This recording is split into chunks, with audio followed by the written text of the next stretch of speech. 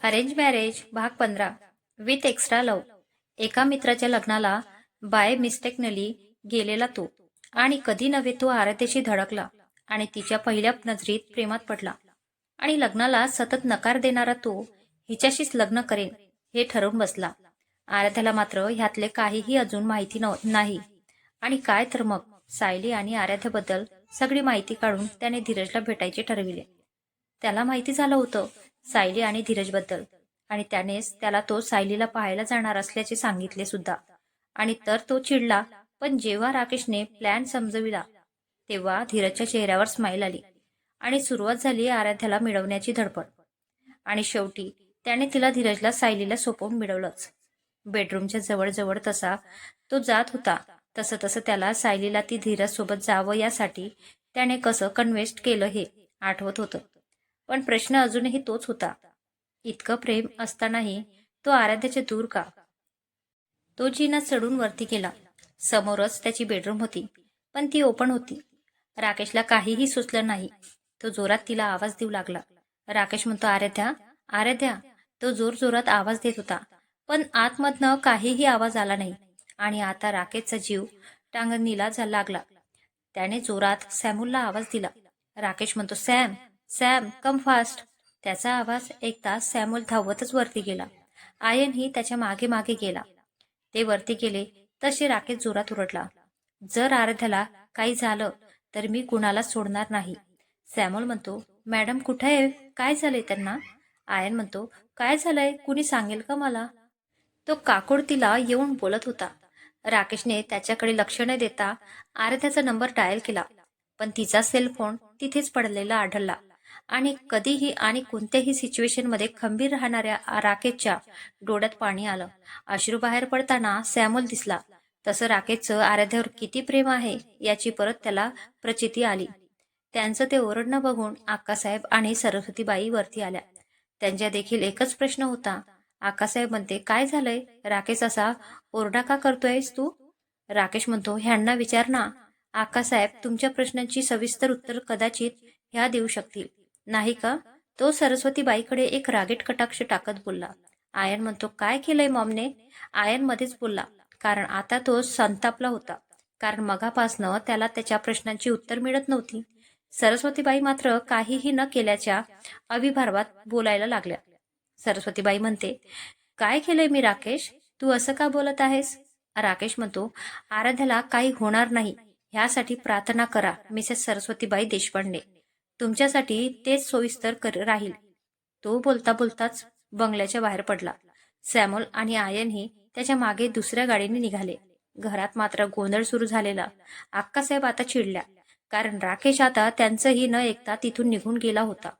पण आता आराध्या कुठं गेलीये याचा विचार करून त्या अस्वस्थ झाल्या. आक्कासाहेब म्हणते, काय केलंय सरस्वती बाई? राकेश उगाच गोंधळ घालणाऱ्यातला नाही. कुठे आहे आराध्या? इकडे सरस्वतीबाई आक्कासाहेबांच्या प्रश्नांचा जाम भिली. काय बोलावं हे तिला सुचत नव्हतं, पण उत्तर तर त्यांना द्यावंच लागणार होतं. आणि गाडीत बसून आयनही सॅम्युलला प्रश्न विचारत होता. काय झालं भाई? मॉम बद्दल असं का बोलतोय? हे त्याचं सतत चाललेलं होतं. शेवटी त्याने त्रासून त्याच्या प्रश्नांची उत्तर द्यायचं ठरविलं. इकडे आराध्या एका मुलीसोबत एका मॉलमध्ये शॉपिंग करण्यात बिझी होती.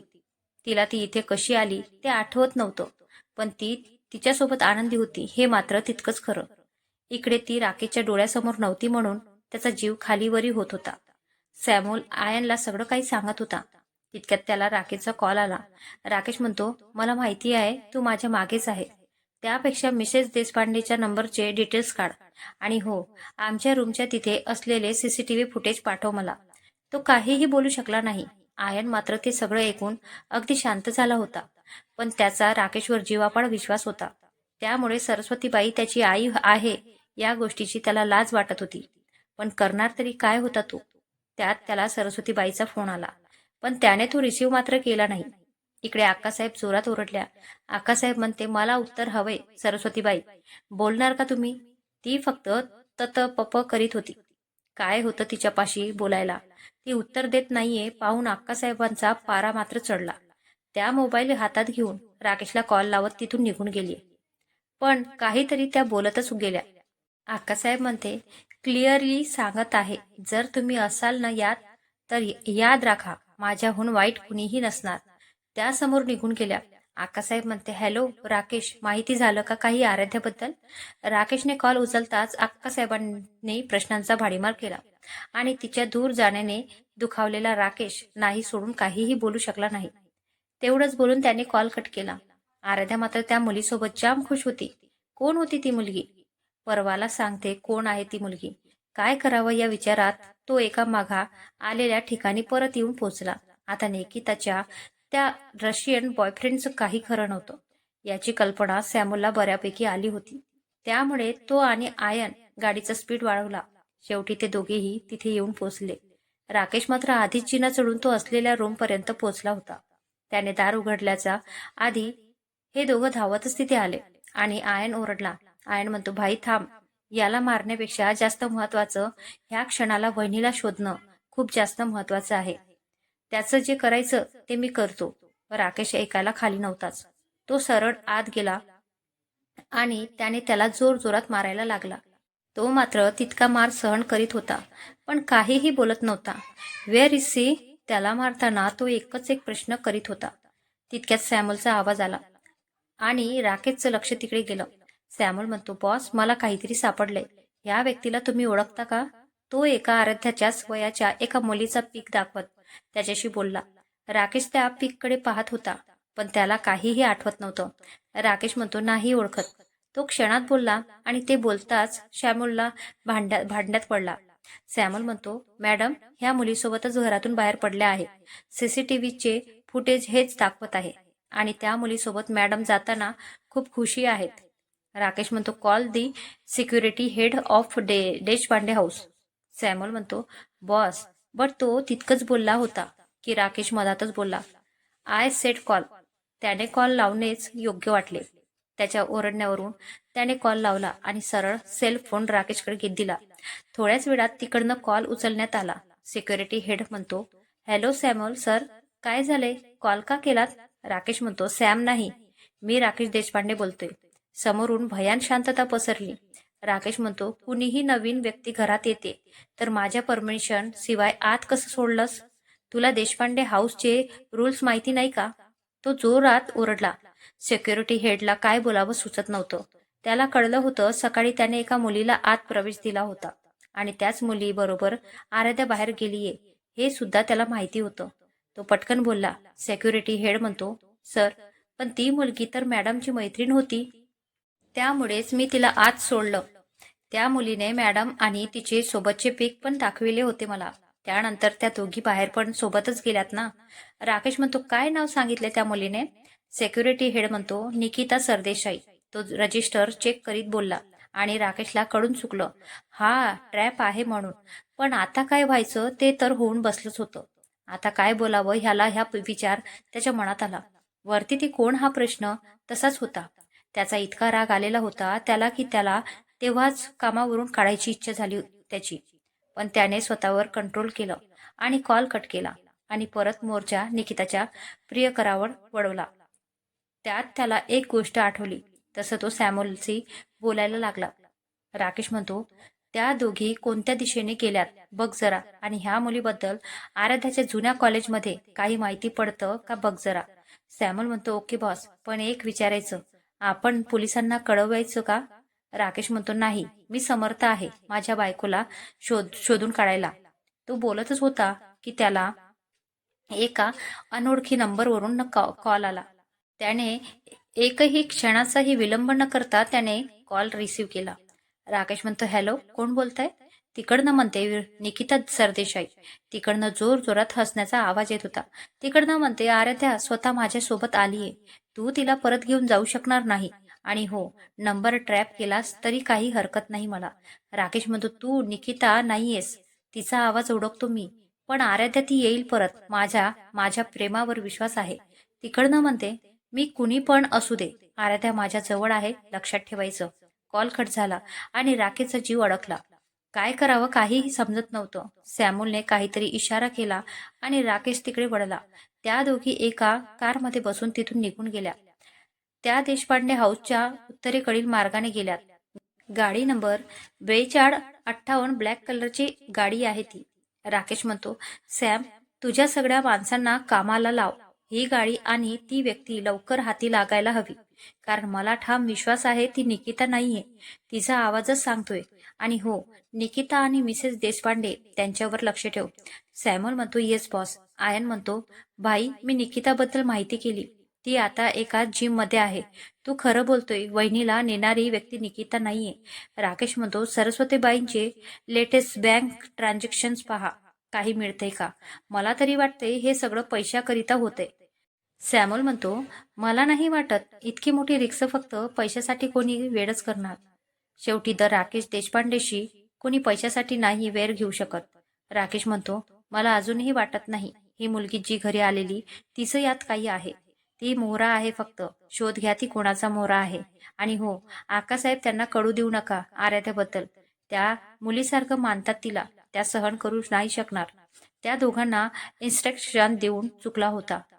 पण स्वतःवरचं कंट्रोल नव्हतं त्याचा. काय करावं जीव अडकल्यासारखं झाला होता त्याचा. सॅम्युअल त्याच्या कामाला लागला होता. सोबत हॅकरही कामाला लावले होते. आयनही होताच मदतीला. आयनलाही त्याच्या लाडक्या वहिनीला शोधून काढायची घाई झाली होती. त्याच्यात त्याचा बॉसची अवस्था त्याला पाहवत नव्हती. सगळं ठरवल्यावर तो काहीतरी विचारात ठरवला. तितक्यात आयन बोलायला लागला. आयन म्हणतो, भाई, आता घरी चल. मिळेल वहिनी लवकरच. आपण करू काहीतरी. राकेश म्हणतो, मी येणार जेव्हापर्यंत ती मिळत नाही. माझं येणं शक्य नाही. हवं तर तू जा. बोलता बोलता परत डोळ्यातून अश्रू साचले. आयन म्हणतो, भाई, तुला सोडून जाणं अशक्य आहे. तू वहिनीसोबत जर त्या घरात येणार असशील तर मी पण तुझ्यासोबत त्या घरी जाईल. सॅम्युअल म्हणतो, बॉस, इन्फो भेटलीये. ती गाडी आता सध्या रॉयल पार्कला उभी आहे. याची परत आपण निघायला हवं. राकेश म्हणतो, चला निघूयात. आणि अजून एक गोष्ट, हा आराध्या भेटीपर्यंत मरायला नको. हा जगायला पाहिजे. पण त्या दिवसापर्यंत त्याने काय चूक केली आहे याचा विचार करून त्याने स्वतः मरणं मागायला हवं. याची व्यवस्था तुझ्याकडे. चल आयन. रॉयल पार्ककडे ते तिघे जायला निघाले. तिचा चेहरा आठवत आठवत तो पार्क जवळ येऊन पोचला. ती गाडी आताही तिथेच हाती ती गाडी तिथे दिसताच तो त्या दिशेने धावतच गेला. पण त्याच्या हाती निराशाच आली. ती नव्हतीच तिथे. ते दोघेही मागेच आले. आयन म्हणतो, भाई, काय झालं आहेत वहिनी आत? सॅम्युअलच्या हाती एक इन्व्हलप लागलं. त्याने उघडलं आणि वाचायला लागला. डिअर राकेश, पोचलास ना तू? मला माहिती होतं तू इथपर्यंत पोचशील म्हणून. पण मी तुझ्या एक पाऊल पुढे आहे. आणि ही गाडी, याचा जर विचार करशील तर ही चोरीची आहे. याच्या दूरच राहा, नाहीतर पोलीस तुला चोर ठरवतील. शोध तिला. मलाही बघायचं तुझं प्रेम तुला कुठवरी घेऊन येतं.